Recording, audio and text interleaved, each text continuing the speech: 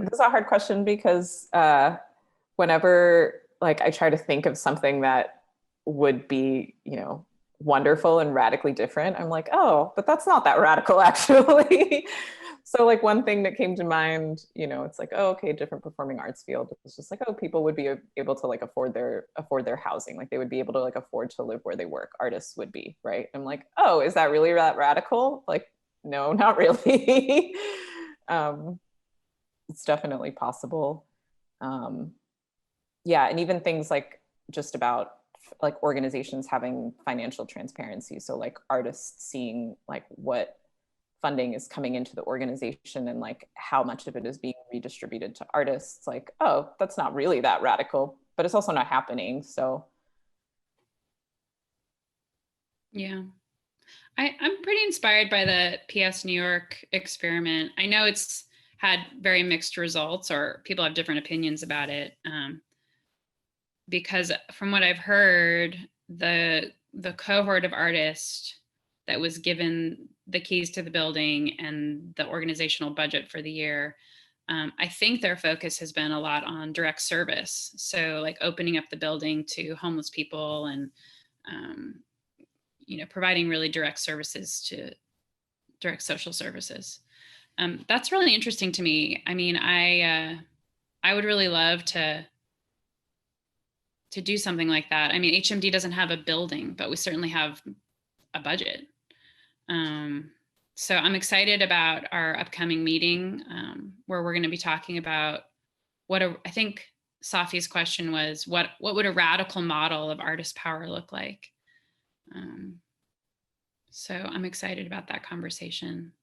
Yeah.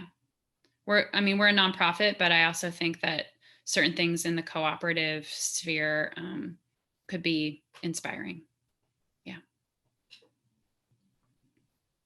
What's coming to mind for me is we had a couple weekends ago, Tammy Johnson and Yeleni Dream led a workshop, Keystone of the Arch, 100 Years Visioning or something like that. I can't remember the exact title.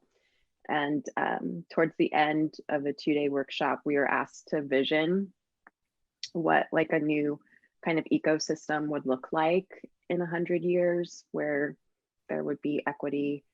And when I think about artists within that visioning, I feel like allowing artists to be artists, like that's who they are, that's what they do.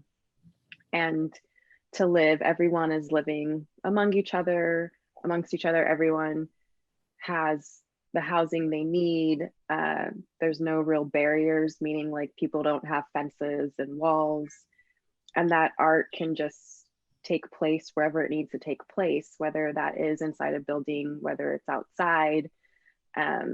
Children who are interested in learning more can be interested, they can join classes, but there doesn't have to be this like, oh, to be an artist and to make it, you have to do this, or you have to apply for this funding, or you have to teach this. It's just, you can just be, if that's who you are, that's what you do. And there's some kind of currency flow that makes sure you have all you need and are able to, to prosper being that way. So I guess that takes away like the big buildings with the funders and the grant applications. And I mean, I still want there to be, places where performances can happen, and then there would be people that support that performance happen, and we can still have lighting and we can still have tech, but it really is everyone just knows who they are and what their place is in society and what they can contribute, and they're able to do that as artists would be able to. I think similarly, one of the things that came up in that visioning exercise was that I think a lot of the educators were talking about that, where like everybody has an opportunity to like both be a teacher and a student. And yeah, I feel that parallel within art, like art is very undervalued in our society right now. And like that shows up in like its absence in our education system, and like I mean, that's probably why nonprofits even exist in the first place as like art organizations. But yeah, just a society where like everybody feels encouraged to like express and have a relationship to art, I think would help also in solving a lot of these problems of like sustainability within a capitalist context, for sure.